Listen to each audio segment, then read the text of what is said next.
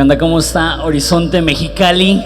Qué chido estar un fin de semana más en casa con ustedes.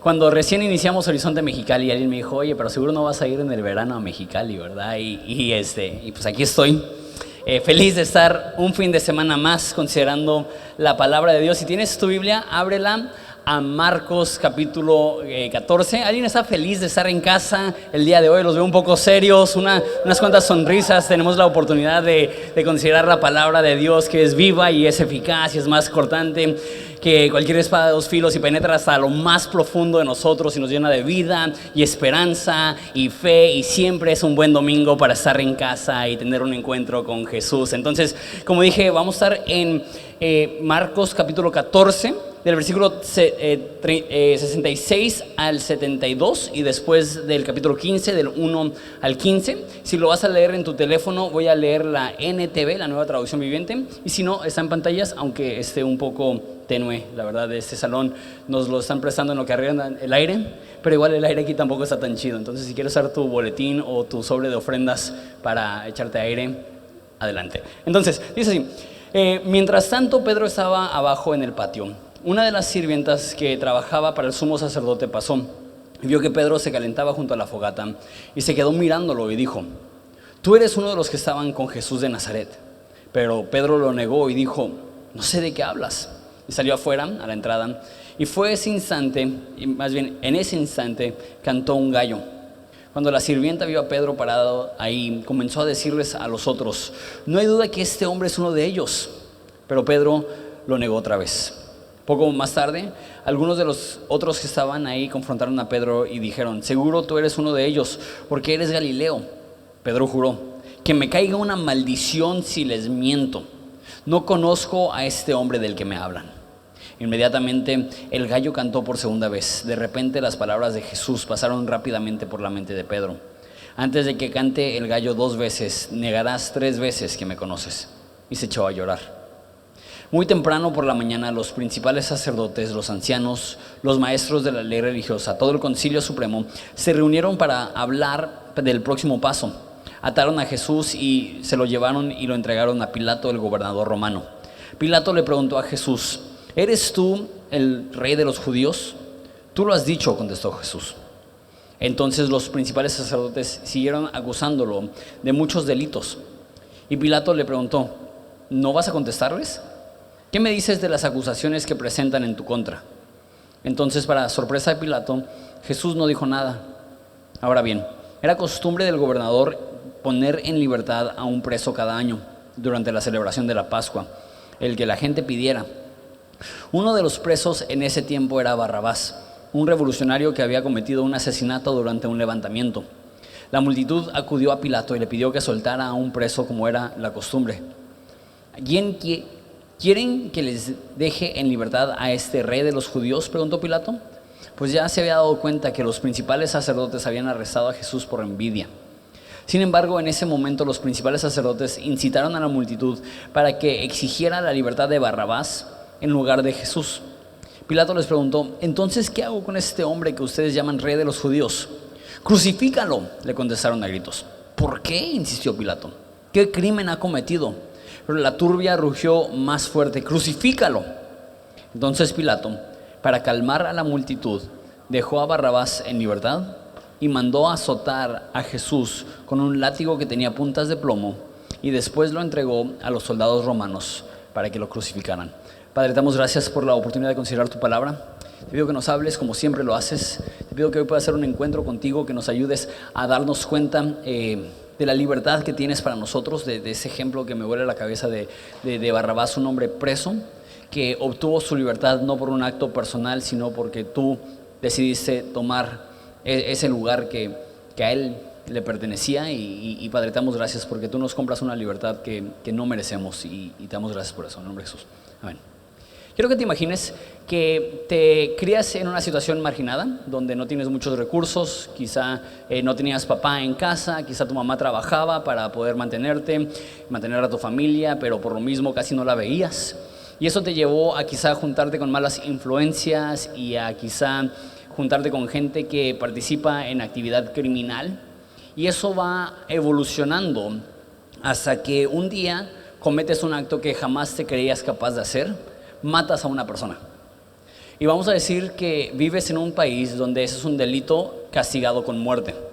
Eso es el caso de Barrabás. Él fue un homicida que nos dice que era un revolucionario, pero esos revolucionarios operaban en contra del gobierno y al parecer mató en uno de esos levantamientos a una persona y ahora está en la cárcel esperando él la pena máxima, esperando él la muerte.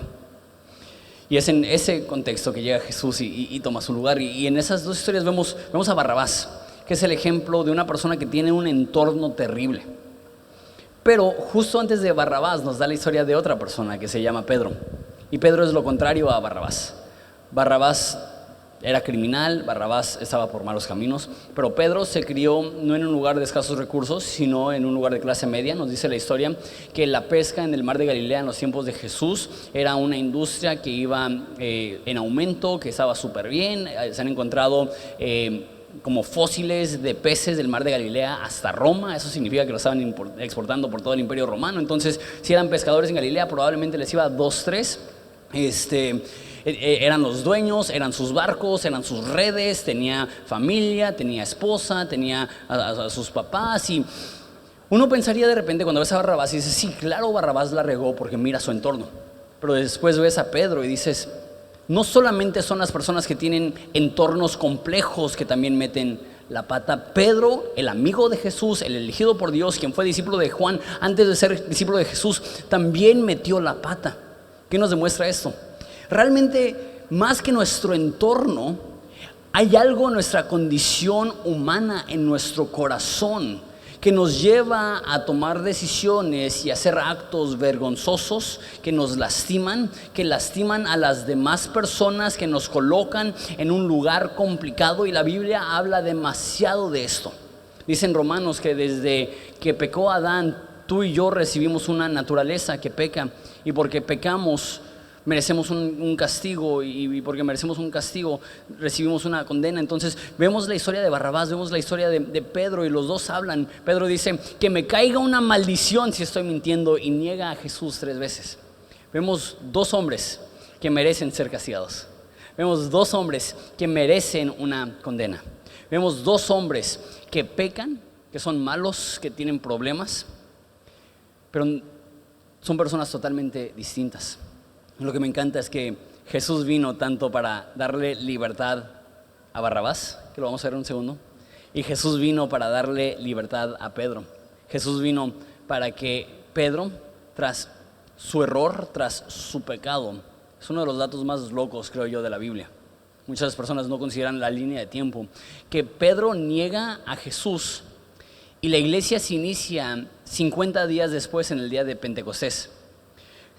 Pedro comete uno de los peores errores en la historia de la Biblia, y 50 días después Jesús ya lo tiene predicando, Jesús ya lo tiene plantando la primera iglesia, Jesús ya lo tiene haciendo ministerio. ¿Cómo? Es porque Jesús vino a levantar a los caídos. Jesús vino a darle libertad a los oprimidos. Jesús vino a darle una segunda oportunidad a aquellas personas que jamás pensaron que iban a tener la dicha de tener una segunda oportunidad. Habiendo dicho esto, tengo 5 puntos basados en esas 2 historias, la historia de Pedro y la historia de Barrabás. El primer punto es que la cobardía es un pecado. Detrás del pecado de la negación de Pedro hacia Jesús había un problema, y eso es que era un problema de cobardía. Marcos nos incluye específicamente que Pedro niega a Jesús con una niña que es esclava. Y ahora, para ti y para mí eso está gacho, porque Pedro nos dice la Biblia que era un hombre fuerte. Creo que lo mencioné la última vez que prediqué, porque también hablé acerca de cuando Pedro prometió a Jesús que no le iba a negar.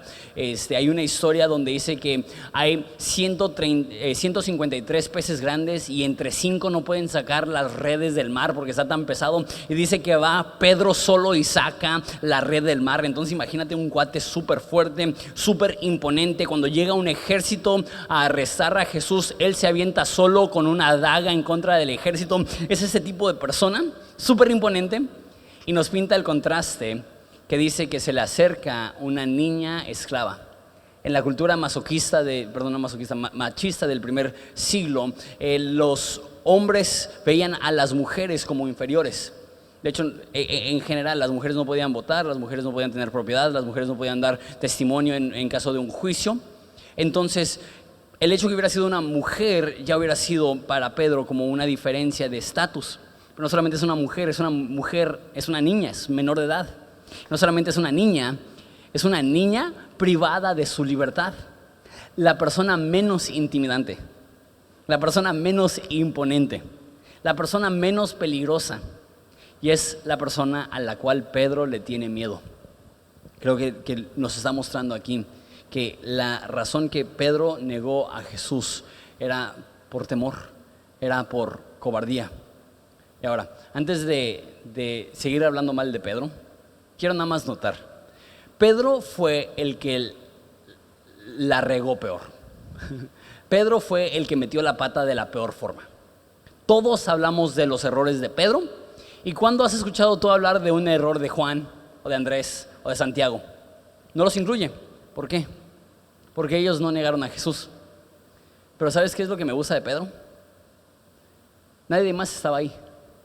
Pedro fue el único que se animó a seguir a Jesús.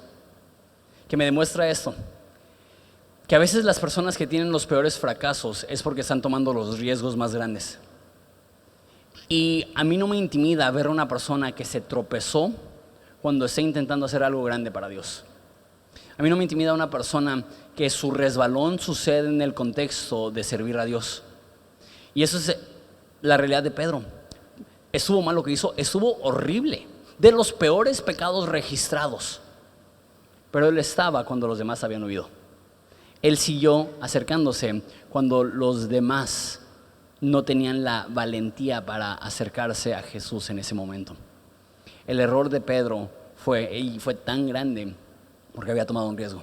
Te invito a que si vas a caer, si vas a tropezar, si vas a meter la pata, que sea en el contexto de tomar pasos de fe y riesgos en tu vida para seguir a Dios más de cerca. Pero bueno, sí falló. Y lo que me da tristeza de la situación de Pedro es que tenía suficiente fe para acercarse, pero no suficiente valentía para abrir la boca y defender a Jesús delante de una mujer, de una niña. ¿Qué me demuestra eso? Es posible seguir a Jesús y que te dé pena hablar de Él. Es triste, pero conozco a muchas personas que les encanta venir a la iglesia, pero qué miedo que sus amigos no cristianos se enteren que vienen a la iglesia. Eso pasa un poco más cuando recién empiezas tu caminar espiritual, ¿no? Te gusta un chorro, vienes a la iglesia, sientes un cambio y de repente llegas con tus amigos y ¿qué hiciste el fin de semana? Y dices, pues fui con unos amigos. Ah, qué chido, ¿y qué hicieron? Pues fuimos a una reunión. Ah, ok, qué chido, ¿y qué tipo de reunión? No, pues hablaron unas cosas espirituales. Fuiste a la iglesia, ¿verdad? No, ¿cómo crees? Y hay cierta pena en nuestros corazones de que la gente se entere que estamos intentando seguir a Jesús. Me acuerdo que me contó un amigo pastor que se me hizo chistoso, que alguien se le acercó y le dijo, oye, ¿sabes qué? Voy a ir a un campamento de la uni y soy el único cristiano, estoy bien nervioso, por favor, ¿puedes orar por mí? Y el pastor dijo, sí, claro que sí, voy a orar por ti, voy a orar que Dios te dé de nuevo para que compartas tu fe, voy a orar por ti para que puedas compartir con todos tus amigos. Y dice, no, pastor, ahora que nadie se entere que soy cristiano, por favor, porque me da pena. Pablo dice, no me avergüenzo del evangelio porque es poder de Dios para salvación. Los cristianos, entiendo la razón que muchas personas les da pena, porque no quieren ser categorizados como un extraño. Pero ¿sabes qué? Está más extraño que cuando alguien te pregunte de tu fe, tu respuesta sea como que, pues sí voy a la iglesia, pero pues no soy tan fanático. Pues sí voy a la iglesia, pero no soy religioso. Eso está raro porque lo que le estás comunicando a tus amigos que no son cristianos es, pues sí, pero no es tan importante. ¿En qué momento se les va a antojar algo así? ¿En qué momento van a querer seguirte el rollo si te da vergüenza, si nos da vergüenza hablar de ello? Debería decir, sí, inicié un caminar con Jesús y ¿sabes qué? De un tiempo para acá, mi fe es lo más importante para mí. Y desde que empecé una relación con Jesús, Él me ha estado cambiando, estoy creciendo, estoy cambiando, y ha sido increíble, ha sido emocionante, y me encantaría que tú pudieras saber más. No te estoy diciendo que seas fanático o raro, lo que te estoy diciendo es que es triste que muchas personas aman venir a la iglesia, pero les da cosa, les da miedo tener el denuedo de representar a Jesús fuera de la iglesia. Lo entiendo, soy pastor. A mí me ha pasado a cada rato que el momento que le digo a alguien que soy pastor, que se siente súper incómodo.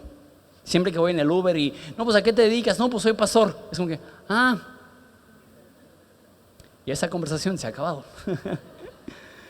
De repente, pues sí, siento la tentación a decir, no, pues trabajo en una organización sin fines de lucro, ¿no? Es como que, pero no, debería de ser algo que nos enorgullece. Jesús me rescató, me dio otra oportunidad, esta es mi vida. Y entiendo que van a haber personas aquí que si en tu trabajo saben que eres una persona de fe, te van a perder el respeto. Van a haber personas aquí que si en tu familia se enteran que eres una persona que sigues a Dios de una forma distinta a la que ellos siguen a Dios, te van a desheredar. Eso lo he visto muchísimo. Y no solamente entre como católicos y cristianos, lo he visto en general. Él va a esa iglesia, y de repente empieza a haber una fricción familiar por las cosas de Dios, que de repente optan por mejor ni siquiera hablar de Dios. No. Que no nos avergüence el Dios que nos rescató. Que no nos avergüence el mensaje que cambió nuestras almas. Punto número 2. El arrepentimiento verdadero incluye remordimiento. Cuando Pedro peca, dice que se echa a llorar. Creo que eso es importante, porque nos demuestra el corazón de Pedro, que él entiende que él ofende a Jesús, que él entiende que él estuvo mal. Y no creo que Jesús lo hubiera restaurado tan rápidamente si él no hubiera mostrado un entendimiento de lo mal que estuvo su acción. Me preocupa cuando alguien cae en pecado. Pasa seguido en Horizonte, tenemos muchos líderes jóvenes que de repente se pegan un tropezón, y para mí es bien marcado ver la diferencia de cuando alguien dice, ¿sabes qué? La regué, perdóname, no sé qué estaba pensando, me siento bien mal por lo que hice, y ¿sabes qué? Ora por mí, ayúdame, discípulame, desarróllame, échame la mano. Esa es una actitud que cuando la veo digo, rápido se va a levantar, rápido va a ser restaurado. Pero también veo personas que dicen, no, pues ¿qué tiene de malo? Y cualquiera lo hubiera hecho, y mira, él también está haciendo algo parecido, y empiezan a apuntar dedos, y empiezan a justificarse, y veo a esas personas y son las que digo, ay Dios mío, ten misericordia, porque el primer paso a la restauración, el primer paso a la sanidad es darte cuenta que ofendiste, deja tú a las demás personas, que ofendiste a Dios, que lastimaste el corazón de Dios, y eso debe de provocar en nuestro corazón cierto remordimiento, no un remordimiento que nos estanca, que nos hace sentir mal, que nos hace sentir como las peores personas, pero sí un remordimiento que dice lo que hice está mal. Hay dos palabras que se usan para describir eso, una es condenación y otra es convicción. La condenación viene del enemigo. La condenación viene de Satanás. Cuando tú caes, la voz de la condenación dice, no vales nada, eres un inútil, jamás te vas a levantar. Ves, tú bien sabías que no podías y empieza a condenarte. Y la voz de la condenación te dice, no, pues ya para qué vas a la iglesia, no, pues ya para qué oras, ya para qué te juntas con tus amigos cristianos, ya para qué buscas ayuda, ya es un caso perdido. Si has escuchado esa voz últimamente, déjate digo, esa no es la voz de Dios. Esa no es la voz del Espíritu Santo, esa es la voz del enemigo que está aprovechando tu tropiezo para intentar apartarte del único que te puede sanar. Sin embargo, lo opuesto a la condenación no es que no te cale. Lo opuesto a condenación es lo que la Biblia llama convicción. Que te das cuenta, ay, la regué, ay, eso estuvo mal, ay, lastimé a alguien, lastimé a Dios. Pero ¿sabes cuál es la diferencia entre la condenación y la convicción? La condenación hace que te alejes de Dios. La convicción te da el denuedo de acercarte a Dios. Esa es la regué, pero en Dios hay esperanza. Lastimé a alguien, pero en Dios puedo mejorar y ser una persona diferente. ¿Sabes qué? Jamás me creí capaz de hacer eso, pero yo sé que en Jesús sigue habiendo un futuro y una esperanza, y esto no ha eliminado mi llamado, únicamente es un paso que tengo que procesar en el camino en el cual Dios me está puliendo para ser una persona más capaz de seguir sus órdenes, de seguir su deseo, de seguir su llamado. La voz del enemigo te hace sentir terrible por lo que hiciste. La voz del Espíritu Santo te hace reconocer que lo que hiciste está mal, pero no te roba de la esperanza de saber que el plan de Dios sigue vigente para ti. ¿Cuál voz estás escuchando? Porque cuando caes, las dos te están gritando. El Espíritu con el afán de restaurarte y el enemigo con el afán de destruirte. Y vemos a las dos personas que la misma semana cometen un error similar. Pedro, que es restaurado. Judas, que se quita la vida. ¿Por qué? Porque uno escuchó la voz del Espíritu que le dice, acércate. Y otro escuchó la voz del enemigo que le dijo, ya no hay esperanza. Hay otro ejemplo similar en el Antiguo Testamento, que es el rey Saúl, que peca y se justifica, yo no hice nada, y termina perdiendo el trono. Y David, que mete la pata peor, que cuando lo confrontan dicen, pequé contra Dios, y se arrepiente, y Dios lo restaura y le da el regalo de que él sea el portador del linaje del Mesías. ¿Por qué?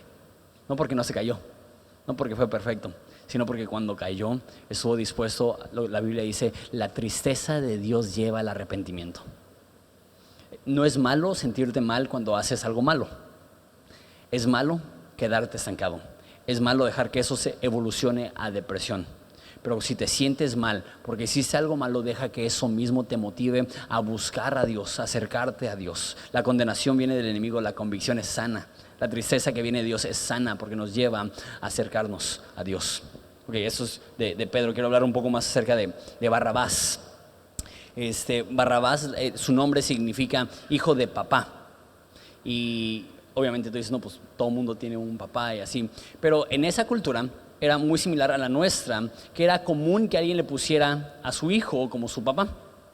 Entonces, no fue así conmigo. Mi papá se llama Juan y yo me llamo Jonathan, que es similar, pero mi hijo sí se llama Juan. Entonces, si mi papá me hubiera puesto a mí Juan, yo sería Juan Junior, o Juan segundo, y luego mi hijo tercero. Lo que hacían en la antigüedad es, en vez de decir Junior, decían Bar. Entonces, si yo me llamara Juan, yo sería Bar Juan. Entonces este hombre se llama Barrabás, Abba de arameo de papá, lo que significa es hijo de papá. ¿Qué significa? No es como hijo de papi, que como consentido, lo contrario. Hijo de quién sabe quién. No sabemos quién es su papá. O sea, la mamá, quien andaba con varias personas, no tiene idea de quién es el padre, nace, nadie se responsabiliza. Y creo que incluye su nombre porque nos está dando una idea de su entorno, que me lleva a mi tercer punto. Como cuando hay padres ausentes, hay hijos lastimados. Me pregunto cuánto de la conducta de Barrabás se derivó de la ausencia de un papá en casa, de que no tenía un papá presente para corregir, para amar, para ser un ejemplo. Papás en general, pero papás y mamás en general, pero específicamente papás, tenemos más que cualquier otra persona una influencia espiritual sobre la vida de nuestros hijos. Necesitamos reconocer eso. Necesitamos reconocer que nuestra ausencia se convertirá en el obstáculo más difícil para nuestros hijos. Pero la contraparte de eso, nuestra inversión, nuestro cariño, nuestro amor, nuestro ejemplo, nuestra guianza se convierte en la mayor oportunidad para ver a tus hijos florecer. Vivimos en una cultura machista, donde muchos hombres creen, es mi responsabilidad proveer y es responsabilidad de la mamá criarlos. No es así, es responsabilidad de los dos criarlos. Es responsabilidad del papá, no solamente proveer, sino también ser un pastor espiritual y una guía espiritual para su familia. Papás, tu chamba de 9 a 5 es importante.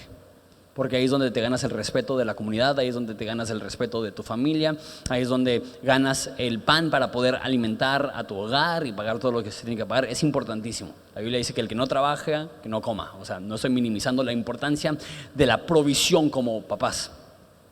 Pero tu chamba más importante no es de 9 a 5. Tu chamba más importante es de 5 a 10. Que es cuando llegas a casa y tus hijos te ven y tus hijos te siguen tu ejemplo, y es en esas oportunidades que tú realmente puedes aportar en la vida de tus hijos para ayudarles. Una vez más, me pregunto cuánto de la vida de Barrabás se derivó de la ausencia de una figura paterna en su hogar. Y si tú estás aquí y eres papá, te felicito, porque muchos hombres les valen las cosas de Dios. Y si no, pues las cosas de Dios, eso es para mujeres o gente de mente débil o algo así. Y si tú estás aquí, tú estás mostrando un interés por seguir a Dios y te felicito por eso. Pero 2, te invitaría a que lo lleves un paso más allá. Qué bueno que vengas a la iglesia, qué bueno que traigas a tu familia a la iglesia, pero también reconoce que no es suficiente una inversión semanal en las cosas de Dios, sino que todos los días tienen que ver en casa el amor de Dios. Todos los días tienen que ver en casa un ejemplo y una guía espiritual que les va a guiar por los caminos de Dios. Y quizá tú dices, Jonathan, es que yo no tuve un buen ejemplo. Es que mi papá fue ausente, es que mi papá abusó de mí, es que mi papá me golpeaba, es que nunca conocí a mi papá. Y aunque no puedo relacionarme yo personalmente porque mis dos papás son increíbles, mis dos abuelos no fueron buenos papás. El papá de mi papá se divorció de mi abuela antes de que naciera mi papá, era alcohólico y se divorció cuando mi papá tenía 4 años. Entonces, mi papá no tuvo un ejemplo en casa. Y mi papá pudo haber dicho, no, pues yo no tuve un ejemplo, entonces yo también voy a ser violento y alcohólico. Y vuelvo a decir, ¿sabes qué? Quizá no tuve un buen ejemplo de mi padre terrenal, pero tengo un ejemplo de un padre celestial, que él es quien puede marcar la pauta de cómo ser papá. Igual mi mamá, mis dos abuelas, increíbles, pero mi abuelo materno era narcotraficante en Reynosa y lo mataron cuando mi mamá era niña. Entonces, ese es el ADN que porto. De repente me dicen, Jonathan, eres medio intenso. Y yo sé por qué. Un alcohólico, depresivo, que se quitó la vida, que no estuvo ahí para sus hijos. Un narcotraficante que perdió la vida andando por malos caminos. ¿Y cuál fue el resultado? Un papá tierno, amoroso, compasivo, una mamá comprometida, una mamá que me guió en los caminos de Dios. ¿Por qué? Porque no tienes que dejar que tu padre terrenal marque la pauta de cómo vas a ser tú como papá, sino que tú como mis papás puedes decir, de hoy en adelante vamos a establecer un nuevo normal para nuestra familia. Es mi oración para ti como padre. Que tú puedas saber el tesoro que Dios nos ha encomendado como papás. Yo tengo 2 niños preciosos, tengo un niño de 6 años y una niña de 3 años, y para mí esa es mi vida. Mi vida es que ellos puedan ver en mí el amor de Dios y que cuando ellos sean adultos ellos puedan decir, mi primer encuentro con Dios fue en los brazos, los cariños, los besos, los abrazos de mi padre, es donde fue mi primer encuentro con Dios. Punto número 3, como papás tenemos tanta influencia sobre nuestros hijos y me da agüite que nos incluye específicamente que Barrabás no tenía papá, quizá diciéndonos que esa es la razón que él resultó ser así. Sin embargo, también el nombre Barrabás me hace pensar, hijo de papá, que todos somos hijos de hombre, ¿no? De hecho, ese es el título que Jesús tenía, yo soy el hijo del hombre, dando a entender, yo soy humano, que todos somos humanos. Y quizá tú no tienes un trasfondo como Barrabás. No sé cuántas personas aquí pueden decir, ¿sabes qué? Narraste mi vida. Batallamos, sin papá, madre soltera, dificultades.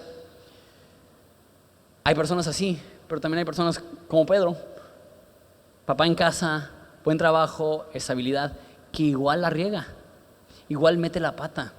Porque de repente podemos decir, no, es por nuestro entorno. Si tienes un buen entorno, eres buena persona. Si tienes un mal entorno, eres una mala persona. Pero vemos una persona con un buen entorno que hace malas cosas. Y lo que Pedro dice es que me caiga una maldición si estoy mintiendo. No sé si alguna vez te ha pasado eso. Que estás mintiendo tan feo que todos saben que estás mintiendo y como para darle mayor urgencia, te lo juro, ¿no? Por la Virgen, ¿no? Así. Y estamos intentando convencer, ¿y qué es lo que estamos haciendo? Estamos nada más escarbando un hoyo mayor y un hoyo mayor y uno mayor. Y cuando canta el gallo por segunda vez, Pedro dice, no puede ser. ¿Qué estaba pensando? ¿Sabes? Barrabás estaba en una prisión como resultado de su homicidio. Y Pedro entra en una opresión emocional como resultado de su negación de Dios. Los dos son una especie de esclavos. Los dos están condenados. Los dos están malditos. ¿Sabes? Esa es la condición humana. En un sentido, todos somos como Barrabás. Todos merecemos castigo, todos merecemos rechazo de Dios. Me fascina la historia de Barrabás. Mi punto número 4 es, todos somos Barrabás. La razón que me fascina la historia de Barrabás es porque para mí es uno de los mejores ejemplos de cómo Dios perdona al humano. Porque Barrabás no fue puesto en libertad por ser buena persona, por echarle ganas, porque fue a algún evento y oraron por él. Barrabás fue puesto en libertad porque Jesús tomó su lugar. Me encantó, eso lo dijo Judas Smith, un predicador que estaba escuchando, preparando eso. Dijo, Barrabás quizá pensó que fue la multitud quien le dio libertad, pero no, fue el amor del Padre. Fue el amor del Padre que envió a Jesús. Fue el amor del Padre que dijo, Barrabás, tú saldrás libre y mi hijo recibirá tu condena. Esta es la historia, esto es el mensaje de la Biblia, que tú y yo merecíamos condenación, maldición, muerte, separación de Dios, pero en vez de Dios tratarnos de esa forma, Dios manda a su Hijo a morir en nuestro lugar, a recibir nuestro castigo, para que como Barrabás salió libre, así también tú también entras en libertad. Hay un versículo en Romanos que dice que no depende de quien quiere ni de quien corre, sino de Dios quien tiene misericordia. Escúchame bien, no hay nada que tú puedes hacer para ganarte el perdón de Dios, no hay nada que tú puedes hacer para ganarte la libertad. No hay nada que tú puedes hacer para merecerte que Dios te dé la libertad de estas opresiones. Pero me encanta porque Barrabás ni por aquí le pasó, que fue libre por acto divino. A Barrabás ni por aquí le pasó, que la única razón que él fue libre fue porque un inocente pagó. Dice Pablo, ese es el mensaje de la Biblia, que el justo pagó por los injustos para llevarnos a Dios. No sé por qué de repente tenemos esta idea de que no, es que si me porto mal Dios no me ama, y si me porto bien Dios me ama, y si le echo ganas Dios me ama, y si de repente tropiezo pues Dios ya no me ama. Nunca ha sido así, nunca ha sido así. La razón que Dios te ama no es por algo que tú hayas hecho para bien. La razón que Dios te ama es por un decreto divino desde antes de la fundación del mundo, que dijo, Él es mío, yo lo amo, yo mandaré a mi hijo a morir por él, yo le daré libertad y esperanza y fe y una nueva oportunidad. Si tú eres libre, no te lo ganaste, es un regalo de parte de Dios que nadie merece. Y Barrabás es ese ejemplo. Barrabás fue libre. Pedro fue libre. A los cuantos días de eso Jesús ya estaba con él, perdonándolo, restaurándolo. ¿Por qué? ¿Porque era inocente Pedro? No. ¿Porque no hizo nada malo Pedro? No. Porque Jesús en la cruz pagó sus pecados, pagó los pecados de Barrabás, pagó mis pecados, pagó tus pecados, para que tú ahora puedas experimentar una nueva libertad. Escúchame bien. Lo que te hace libre no es lo bueno que tú eres. Lo que te hace libre es el amor del Padre. Lo que te hace libre no es cuántas ganas le puedes echar. Lo que te hace libre es un decreto divino desde antes de la fundación del mundo que dijo, nada te va a separar de mi amor. Eso me lleva a mi quinto y último punto, con eso terminamos. No solamente fue libre Barrabás, sino que fue libre de una vez y para todas. Dicen que había una costumbre que una vez al año le daban libertad a un reo, y asumo que eso viene de una costumbre hebrea que se llama el día de la expiación, que tomaban dos chivos y sobre uno confesaban los pecados del pueblo y lo mataban, y al otro lo dejaban en libertad y lo llevaban al campo para que pudiera ser libre. ¿Y qué es lo que estaban expresando? Uno paga y el otro es libre. De hecho, hasta la fecha, hoy en día, existe en México el refrán que es el chivo expiatorio, que significa que Él toma la culpa para que los demás puedan salir libres. Jesús fue nuestro chivo expiatorio. Él tomó nuestra culpa, Él pagó nuestro precio, Él portó nuestra maldad, Él sufrió el castigo que nosotros merecíamos, para que nosotros podamos ser aquel chivo que tiene libertad, para que nosotros podamos ser libres y verdaderamente y absolutamente libres. Pero ¿sabes qué es lo loco? Yom Kippur, o sea, el día de expiación, esa imagen de los dos chivos, o lo que hacían con los presos, lo hacían una vez al año. Cada año soltaban a un preso, cada año soltaban a un cordero. Pero nos dice en Hebreos que ya no se necesitan hacer sacrificios todos los años. ¿Por qué? Porque el sacrificio de Jesús fue de una vez y para todas. Y cuando Jesús te compra tu libertad, no es una libertad condicional. Y no es, ok, ya fuiste perdonado por su gracia y su misericordia, pero ahora más te vale que no vuelvas a caer en el bote. Ahora más te vale que no vuelvas a caer en la culpa. Ahora más te vale que no vuelvas a caer en el pecado. No. Cuando Dios te libra es definitivo. Si no fue tu fuerza que te sacó de la opresión, no será tu fuerza que te mantendrá en la libertad. La libertad que tenemos siempre ha sido no por acto humano, sino por decreto divino, que Dios dijo: eres perdonado y aun cuando caes sigues siendo perdonado. Eres limpio y aun cuando te tropiezas sigues siendo limpio. Eres libre y aun cuando te sientes oprimido sigues siendo libre. Y escúchame bien, si tu entorno dice no eres libre porque caíste otra vez, no eres bueno porque te tropezaste otra vez, no puedes tener libertad porque mira las cosas que has hecho, ya te digo la realidad. Eso es lo que tus ojos ven, pero lo que tus ojos ven no narra toda la historia, porque hay una realidad que va más allá de lo que tus ojos ven, y eso es que tienes un Dios que ya murió por ese pecado. Tienes un Dios que ya murió por ese tropezón. Tienes un Dios que ya murió para darte libertad de esa opresión, y necesitas aprender a abrazar la identidad que Dios ya compró para ti. Eres libre, eres perdonado, eres completo, no te falta nada, eres su hijo, eres amado. Y quizá tu circunstancia narra otra cosa, pero es la historia incompleta. La historia completa es el que empezó la buena obra en ti, será fiel para terminarla hasta el día de Cristo. Y esa es la identidad que abrazamos. Tú no eres tu caída, tú no eres tu pecado, tú no eres tu tropiezo. Tú no eres un esclavo, tú no eres un preso, tú no eres un reo, tú no eres condenado, tú no eres un maldito. ¿Por qué? Porque quizá lo fuiste, pero fue la sangre de Jesús que te libró de ese lugar de una vez y para todas. Eres realmente libre. ¿Te parece si nos ponemos de pie y oramos? Vamos a ponernos de pie para terminar.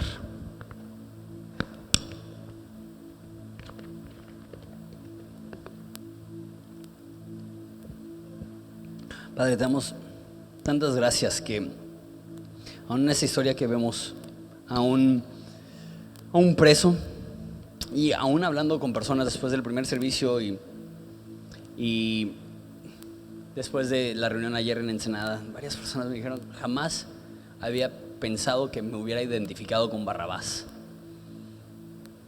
Quizás simplemente pensábamos que era un ejemplo más de injusticia, que un hombre inocente es condenado, pero va más allá de eso. No solamente narra la injusticia que tuvo que vivir Jesús, también narra la gracia que tuvo el Padre, que un hombre que no merecía la libertad obtuvo la libertad.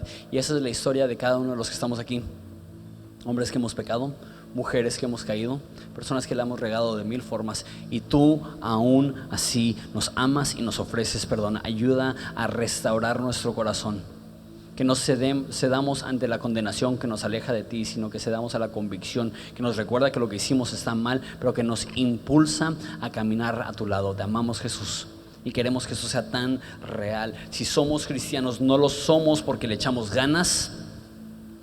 Si somos cristianos, lo somos por regalo divino, por gracia divina. Y ayúdanos a estar agradecidos por eso. En nombre de Jesús, amén. Vamos a adorar a Dios juntos.